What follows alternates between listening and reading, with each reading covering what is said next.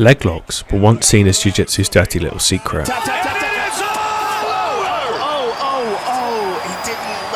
They were dangerous, ineffective, and something you tried mainly when you couldn't pass your opponent's guard. And the only reason you're now seeing heel hooks work is because guys now want to wrestle from this position. Heel hooks should not work. Heel hooks do not work. The whole Jiu-Jitsu community looked down upon attacking the legs at all. To be honest, I just came here just to prove that leg locks don't work, and that was it. But then a certain somebody dug a little bit deeper and came to the conclusion that we just didn't really understand the position. That man, John Danaher, is largely credited with the rapid advancements in the leg lock game.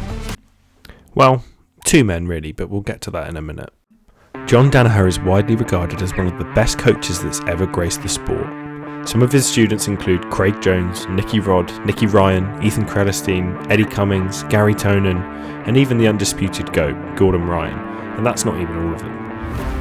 Some, if not all of these athletes, have changed the course of the sport, mainly through their use of leg locks to secure and submit opponents at the highest level. But how did this happen?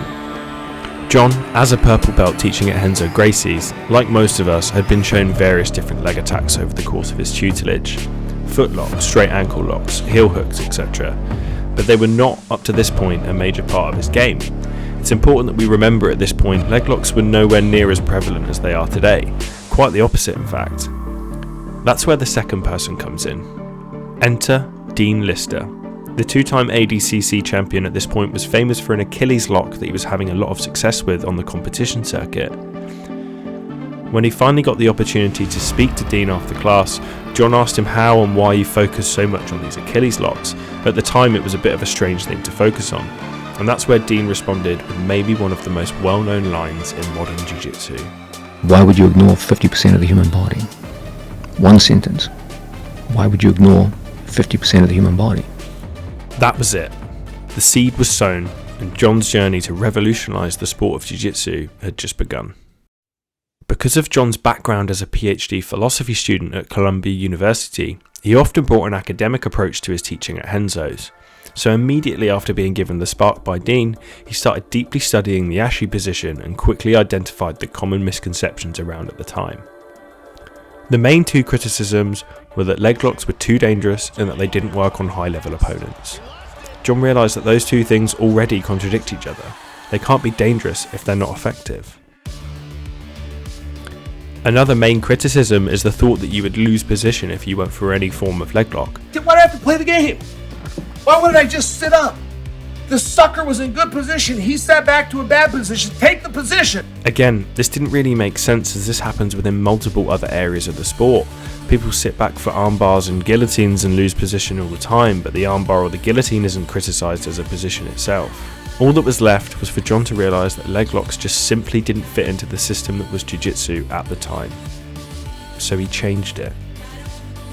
Typically, Jiu-Jitsu has been about getting your opponent to the ground, passing his legs, getting to a dominant position where we can attack and our opponent has limited potential to attack us, and then submitting. Leg locks didn't fit into this system because we wouldn't attack the legs if the second step in the system was always to try and pass them on our way to a better position.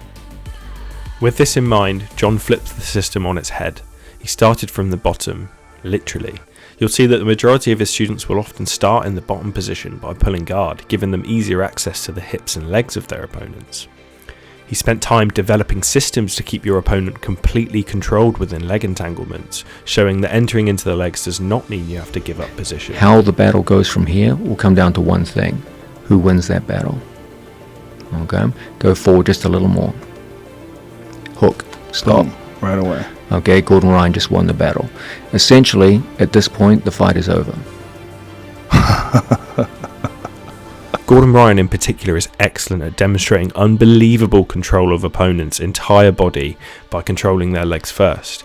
You don't just see this in BJJ, Khabib would often control an opponent's legs in order to completely control the opponent themselves.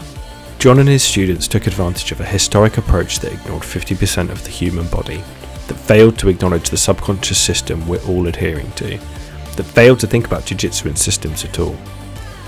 And his students still continue to thrive at the top of the sport because of it.